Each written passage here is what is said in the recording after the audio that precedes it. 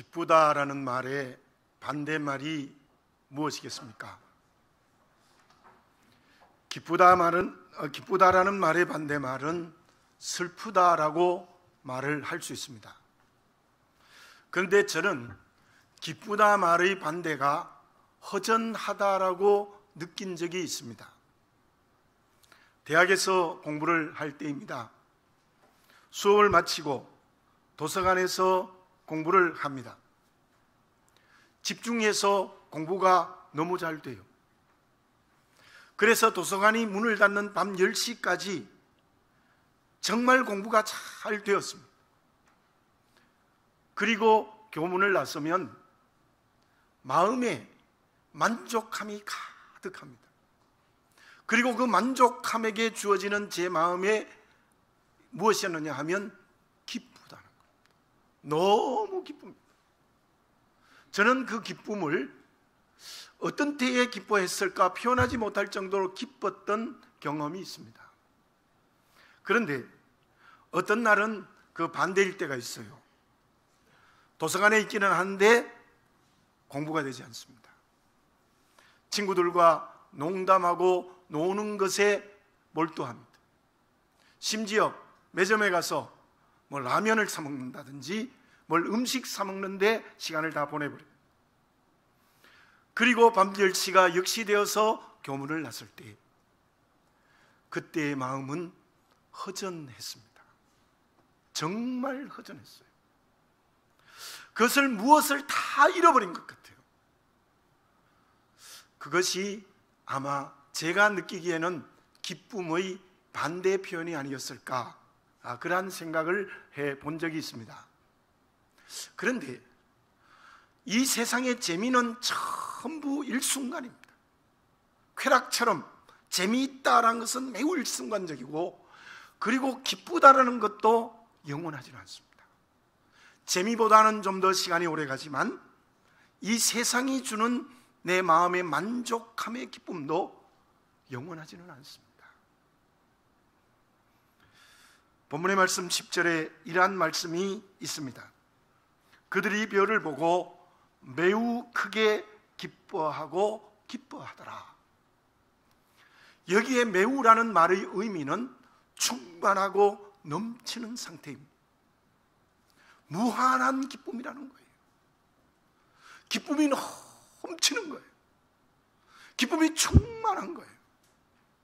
그리고 크게라는 말은 놀랍고 장엄하다는 의미가 있는데 그 뜻은 영원하다는 의미가 있습니다. 본문 말씀에 나오는 기쁨은 단순한 기쁨이 아닙니다. 세상이 주는 재미 아니죠. 세상이 주는 만족함의 기쁨도 어떤 의미에서는 아닙니다. 상대적인 기쁨이 아닙니다. 일시적이도 않습니다. 무한한 기쁨입니다. 영원한 기쁨입니다. 누구도 빼앗아갈 수 없는 절대적인 기쁨입니다. 동방박사들이 왜 이러한 기쁨으로 기뻐하고 있습니까? 잃어버렸던 메시아의 별을 다시 만났기 때문입니다. 우리는 이번 성탄절에 이러한 기쁨이 있어야 될 것입니다. 누구도 빼앗아갈 수 없는 절대적인 기쁨, 넘치는 기쁨, 영원한 기쁨, 무한한 기쁨을 체험해야 될 것입니다. 그것은 성령께서 주실 때 가능합니다. 요즘 성탄절은 기쁜 것이 아니라 재미있는 것 같아요. 또 다르게 표현하면 연말이고 휴일이 되어지니까 모두가 다 세속적인 쾌락의 길을 걸어가는 성탄절 연말이 아닌가, 그런 생각을 다시 한번 해봅니다. 저와 여러분들은 그리스도인입니다. 그렇다면 본문의 말씀에 나오는 동방박사들의 기쁨이 우리의 기쁨이 되는 성탄절이 되어졌으면 좋겠습니다. 그렇다면 우리는 왜 그렇게 기뻐해야 하는 것입니까? 동방박사들은 메시아가 세상을 구원할 것이라는 것을 알고 기뻐한 거예요. 우리도 동방박사들 같은 믿음이 있어야 기쁜 성탄절이 될 수 있습니다. 그것을 우리에게로 설명하면 이렇습니다. 예수님이 왕궁에 태어나지 않고 말들이 사는 냄새나는 마구간에 태어나신 것은 이미 저와 여러분들의 죄를 자기의 것으로 삼으시는 은혜의 탄생이셨습니다. 주의 오심은 이미 저와 여러분들의 죄와 죽음에서 구원하시는 뜻이 있어서 이 땅에 오신 것입니다. 저와 여러분, 주께서 베들레헴 말구에 오시면 죄로 인한 죽음으로부터 나를 구원하시기 위하여 오셨다는 믿음이 더욱더 분명해지시기를 바라겠습니다. 죄 문제가 해결되고 죽음의 문제가 해결되면 도리어 얼마나 기쁜 거예요. 어떻게 표현할 수가 없잖아요. 저는 요즘도 개인적으로 그러한 경험을 할 때가 있습니다. 제 방에 앉아서 말씀을 읽을 때에 소름이 막 끼칠 때가 있어요. 왜 소름이 끼치느냐? 어떻게 죄와 죽음의 문제가 해결되었을까? 기가 막히는 거. 어떻게 죄로 죽었던 나를 주님이 살리셨을까? 이게 너무 감사해서 내 몸에 막 소름이 돋아요. 저와 여러분, 그러한 구원의 믿음으로 말미암아 동방박사들의 기쁨이 우리의 기쁨이 되어져야 될 줄로 믿습니다. 매우 기뻐해야 됩니다. 크게 기뻐해야 됩니다. 기뻐하고 기뻐해야 됩니다. 그것이 진정 살아있는 그리스도인의 모습입니다. 그러면 주님의 오심을 전인격으로 크게 기뻐하는 그리스도인은 어떤 사람이 되어야 하겠습니까? 어떤 사람이 될 때 주님의 성탄을 진정 기뻐할 수 있겠습니까? 필립 잠바도르라는 심리학자가 있습니다. 스탠퍼드 대학의 교수입니다. 한 번은 그가 실제로 이러한 경험을 했습니다. 샌프란시스코에서 펠레 엘토로 가는 중이었어요. 운전을 하고 가는 중이었습니다. 그때 길가에 어떤 남자가 남쪽으로라는 팻말을 들고 차를 세워줄 것을 요구했습니다. 그래서 자기도 가는 방향이 남쪽이었기 때문에 차를 태워줬어요. 그리고 물어보았습니까? 어디까지 가세요? 나는 펠레 엘토로 가는데 당신은 어디까지 가세요? 그랬더니 이 사람의 대답이 이렇게 말합니다. 선생님이 가는 곳까지 태워주면 감사하겠습니다. 은근히 화가 났어요. 어디로 가느냐고 묻는데 지명은 말하지 않고 그곳까지 태워주시면 감사하다 다시 물었어요. 그게 아니고 당신이 가는 곳이 어디입니까? 이렇게 물었더니 또 이렇게 대답합니다. 예, 저는 남쪽으로만 가면 됩니다. 너무나 화가 나서 고속도로 출구에서 내려버렸습니다. 그때 그 남자가 이렇게 말한 것입니다. 제가 가는 방향은 남쪽입니다. 이렇게 짧은 구간을 가도 감사합니다. 지금 나는 내가 가고자 하는 방향으로 가고 있으니까요. 나중에 그 경험으로 인하여 필립 교수는 인생관이 바뀌었대요. 내가 살아가는 인생의 목적이 뭐냐? 그 목적이 남쪽이면 남쪽이라는 목적이 분명해야 되고, 그 남쪽이라는 방향이 목적이 분명하면 그 방향으로 인생의 길을 걸어가야 된다는 거예요. 인생을 어떻게 사느냐가 중요합니다. 그런데 목적을 잃어버린 삶의 방법은 잘못될 수밖에 없습니다. 우리에게 가장 중요한 것은 바른 목적입니다. 그 목적을 향하여 인생의 방향의 물꼬를 틀 때 그 인생이 제대로 된 인생입니다. 삶의 목적을 잃어버리고 잘못된 방향으로 인생의 길을 걸어가면 우리의 인생은 엉터리가 되어져 버리고 마는 겁니다. 본문의 동방박사들은 어떤 목적을 가지고 있습니까? 그리고 그 목적을 향한 방향은 어떻습니까? 2절을 봉독해 드립니다. 유대인의 왕으로 나시니가 어디 계시냐? 우리가 동방에서 그의 별을 보고 그에게 경배하러 왔노라 하니. 동방박사들이 예루살렘 왕국에 와서 물었습니다. 유대인의 왕으로 나시니가 어디 계십니까? 그리고 그 질문과 함께 동방박사들은 유대인의 왕으로 오시는 메시아에게 온 목적이 분명합니다. 우리가 동방에서 그의 별을 보고 그에게 경배하러 왔습니다. 여러분들 저를 한번 따라서 해볼까요? 그에게 경배하러 왔습니다. 동방박사들은 그 여행의 목적이 무엇이었는가 하면 메시아께 경배하러 온 거예요. 경배하기 위하여 그 방향으로 달려왔던 거예요. 그 때문에 그들이 별을 만났을 때 그렇게 매우 크게 기뻐한 것입니다. 그것이 어디에서 증명되고 있습니까? 11절을 제가 읽어드리겠습니다. 집에 들어가 아기와 그의 어머니 마리아가 함께 있는 것을 보고 엎드려 아기께 경배하고 보배합을 열어 황금과 유향과 몰약을 예물로 드리니라. 예수님을 만나서 엎드려 경배했어요. 엎드려 경배하고 황금과 유향과 몰약을 드렸다는 거예요. 동방박사들은 어느 나라 사람들입니까? 예루살렘 동쪽이니까 페르시아, 바벨론, 메데, 아라비아 쪽입니다. 그런데 많은 학자들은 바벨론이라는 의견이 강해요. 지금의 이란이나 이라크 쪽입니다. 그들은 그곳에서 별을 연구하는 천문학자들입니다.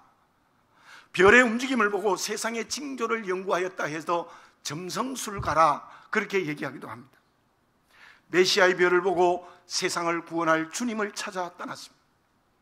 그동안에 연구하던 모든 걸 두고 떠난 겁니다. 가정도 두고 떠납니다. 자녀들도 두고 떠납니다. 명예와 지위와 물질도 다 두고 메시아의 별을 향하여 오직 그 메시아에게 경배하게 하는 목적으로 그 방향의 길을 걸어갔던 것입니다.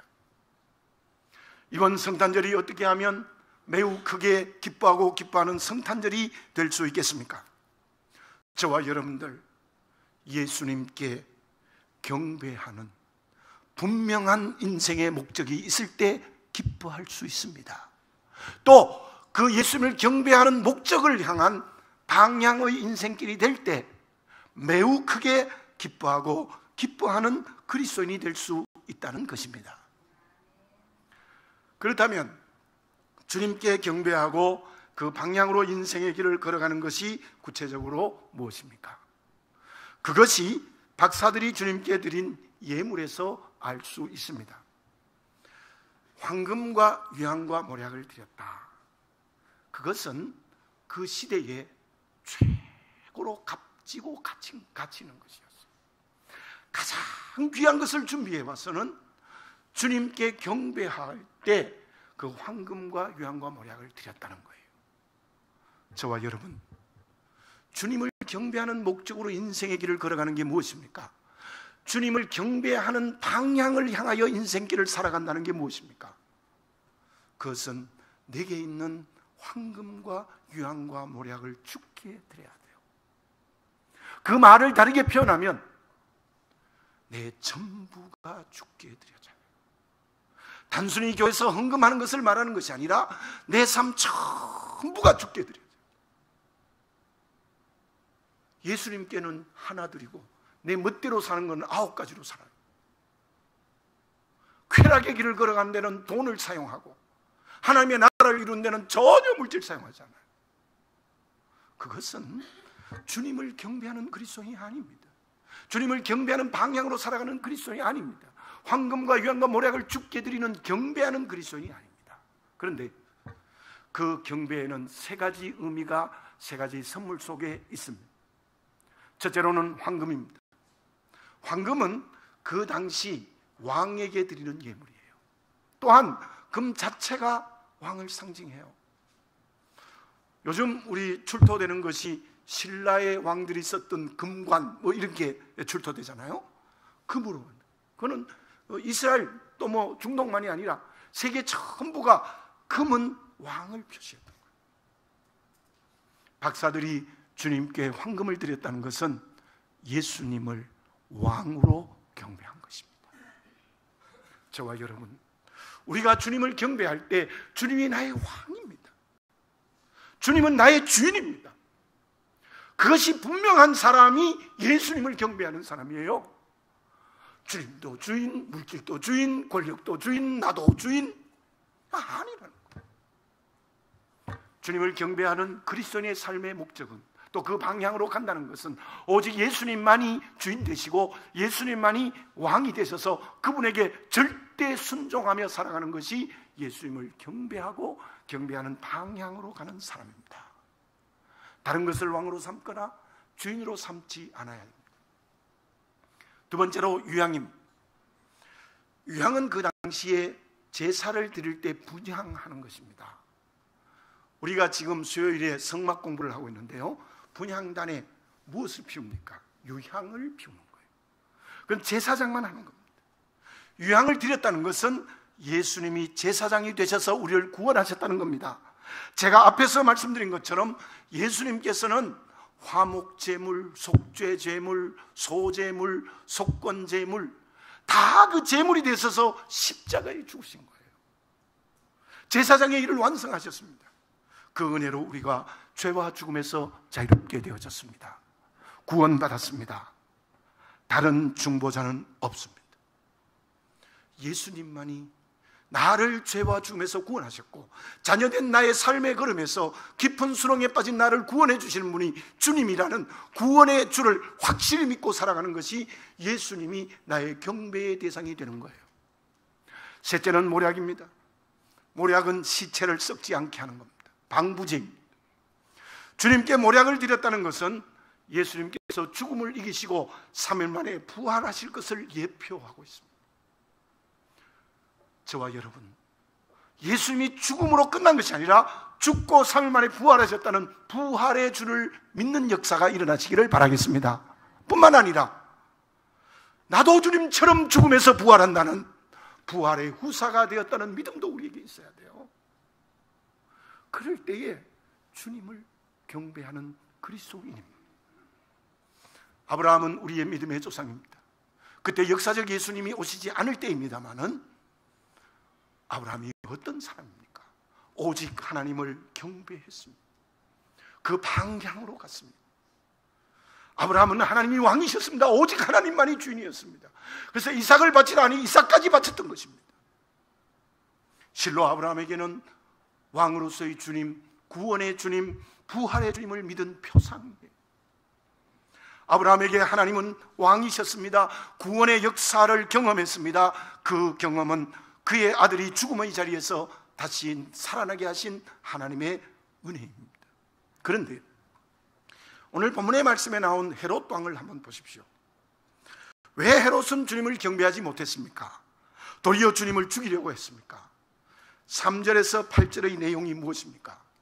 헤롯이 먼저 대제사장과 서기관에게 물어봤습니다. 그리스도가 어디서 나겠느냐? 그들은 바로 미가서 5장 2절을 펴들고 인용해서 베들레헴에서 태어나실 것을 말했습니다. 그때 헤롯이 박사들에게 무엇이라고 말했습니까? 제가 8절을 읽어보겠습니다. 베들레헴으로 보내며 이르되 가서 아기에 대하여 자세히 알아보고 찾거든 내게 구하여 나도 가서 그에게 경배하게 하라. 이 헤롯은요 아주 간교한 사람입니다. 나도 가서 경배하게 하라 그렇게 말해놓고는 그 예수님이 어디서 나는 것을 알면 죽이기 위해서 이 말을 한 겁니다. 헤롯은 한마디로 말하면 권력의 노예였습니다. 로마의 가이사 황제가 이런 말을 했어요. 헤롯 집의 돼지가 되는 것이 헤롯 집의 신하가 되는 것보다 안전하다. 수많은 사람을 죽였습니다. 아내도 죽였습니다. 자식도 죽였습니다. 신하를 무수히 죽였습니다.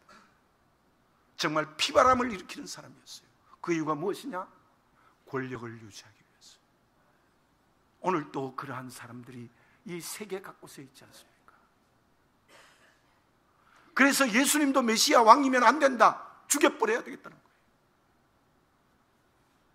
이 헤롯은 세속화의 표상입니다. 저와 여러분, 우리가 주님을 경배하지 못하는 이유가 무엇인지 아십니까? 세속화되어 있기 때문이에요. 권력의 노예, 물질의 노예, 온갖 것들이 노예가 되어 살아가기 때문에 주님을 경배하지 못해요. 그 헤롯을 비판하지만 오늘의 헤롯이 내가 아닌지를 정직하게 보시기를 바라겠습니다. 이번 성탄절에 성령으로 거룩해지시기 바랍니다. 구별된 그리스도인의 정체성을 회복하시기 바랍니다. 그때 우리는 주님을 경배하며 그 믿음의 방향으로 갈 수 있습니다. 그 사람이 주님의 오심을 매우 크게 기뻐하는 그리스도인입니다. 그러면 오직 주님만이 경배의 대상이 되기 위해서 필요한 것이 있습니다. 그것이 무엇입니까? 유교 윤리의 중심이 무엇입니까? 공자는 논어에서 강조하는 것이 인입니다. 인, 어질 인자, 사람인 변에 두 이자가 있는 거예요. 그래서 우리 유교 윤리의 중심은 사람과의 관계를 매우 중요시 여깁니다. 그래서 군자가 어떤 사람입니까? 인이 예지를 갖춘 사람이 군자라, 그렇게 표현하고 있습니다. 노자는 도덕경에서 이렇게 말합니다. 도는 무위에서 얻어진다.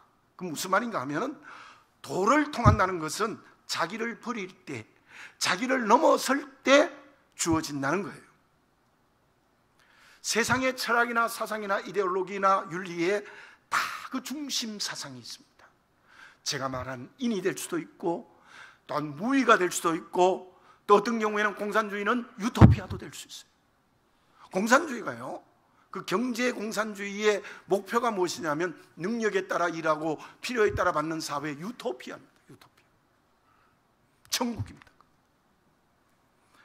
그렇다면 우리 기독교의 중심은 무엇입니까? 기독교의 중심을 말하라고 하면 제일 먼저 떠오르는 게 사랑입니다. 그렇다고 말할 수 있습니다. 그러나 그 사랑이 어디에서 이루어지는 것입니까? 본문의 말씀의 별이 무엇일까요? 여러 가지로 설명할 수 있습니다. 별은 동방박사들을 주님께로 인도했습니다. 주님께 경배해 드리는 예배를 드릴 수 있도록 했습니다.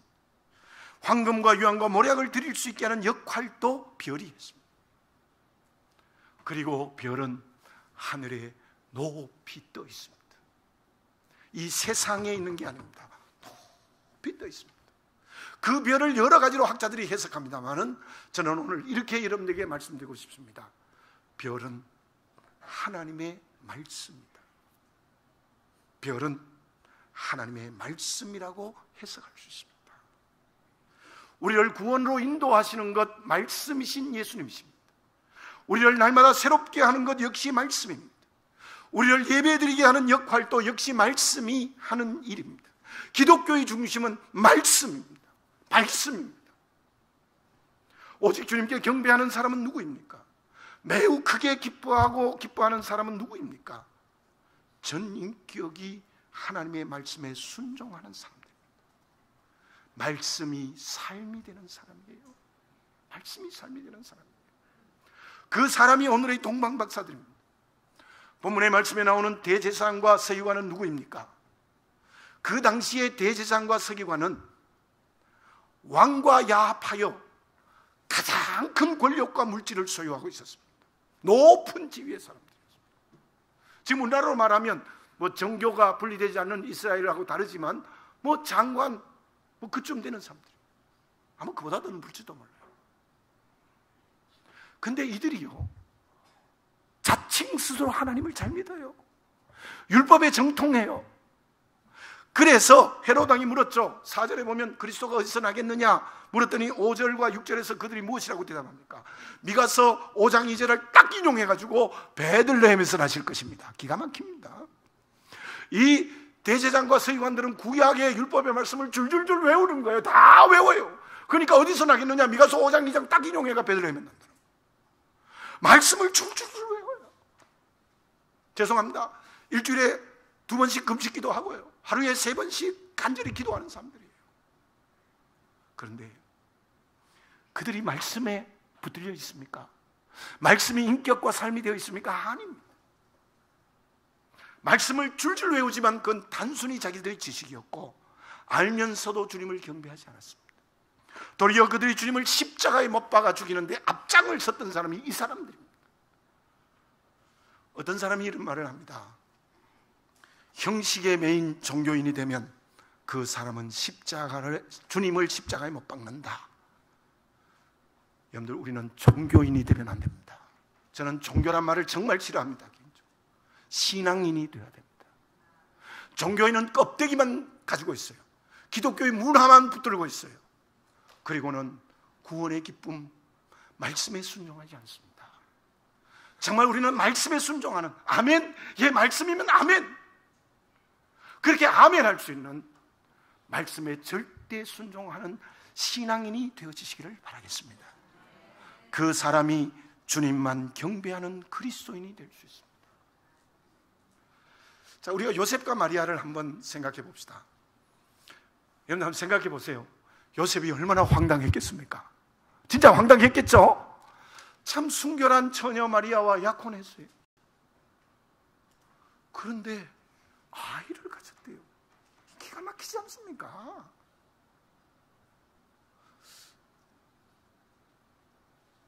그 당시에 처녀가 아이를 가지면 이스라엘은 돌에 맞아 죽어요. 사형입니다. 사형. 그래도 요셉은 의로운 사람이라서 이렇게 했다고 합니다. 그걸 드러내지 않고 가만히 관계를 끊으려고 했어요.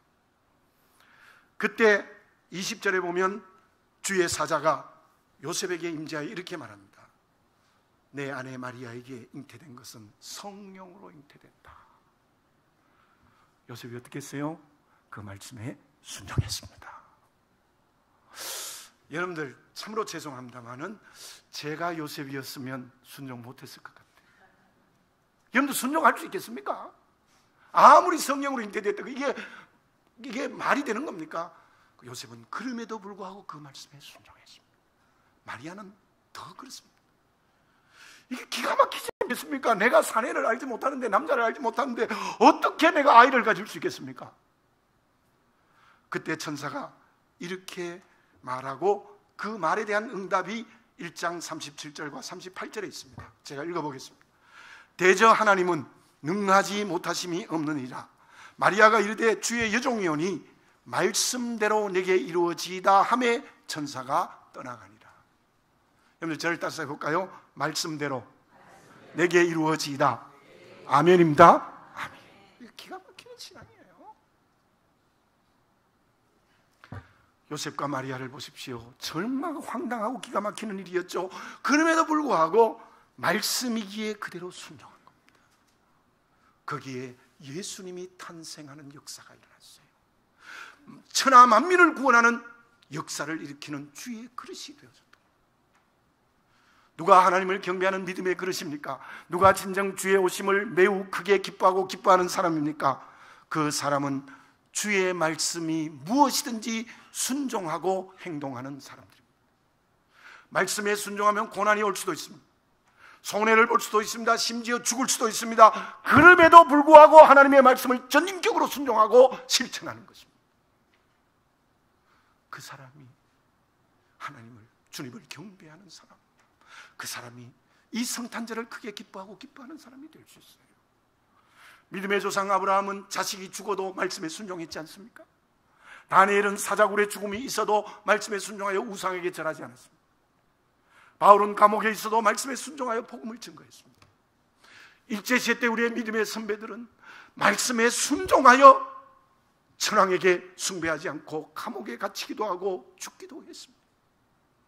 그 심령의 선배들의 열매가 오늘의 한국교회입니다. 그때 우리 그리스도인이 20만 밖에 안 됐어요.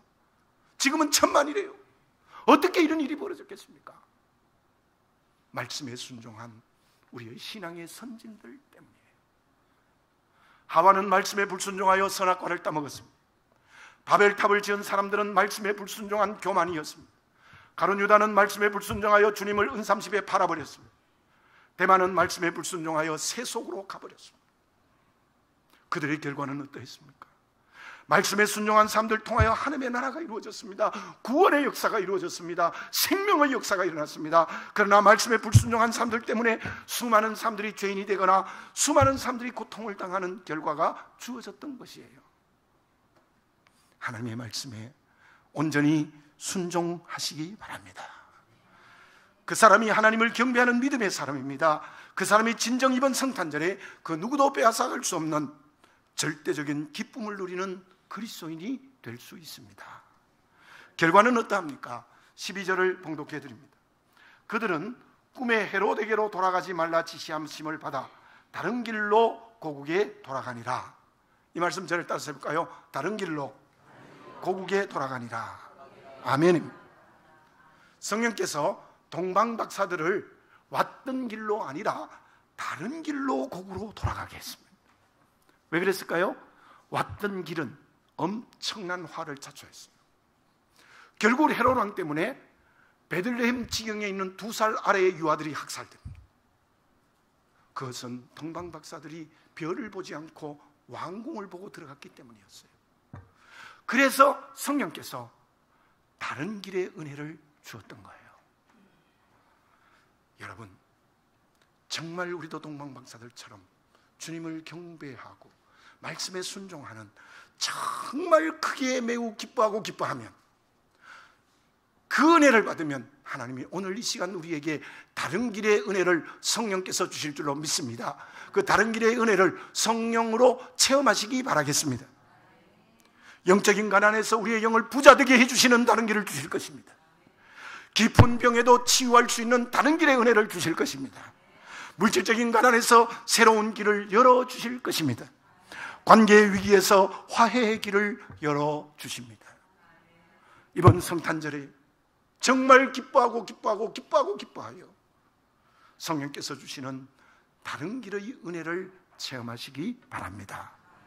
지금 여러분들은 주님의 오심에 진심으로 기뻐하고 있습니까?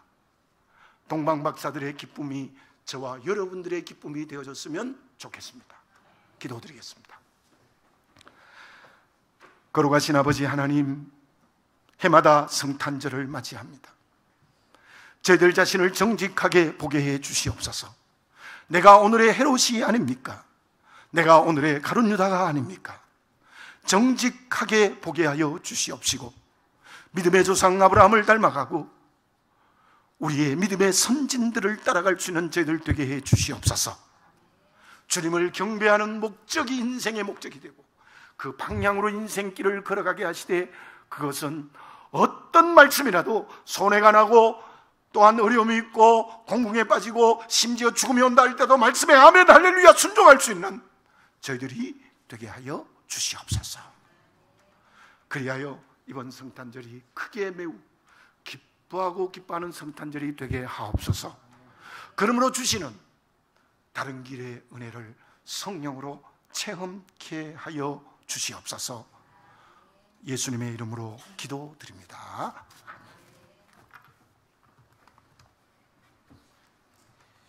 우리 주신 말씀 생각하면서 찬송가 110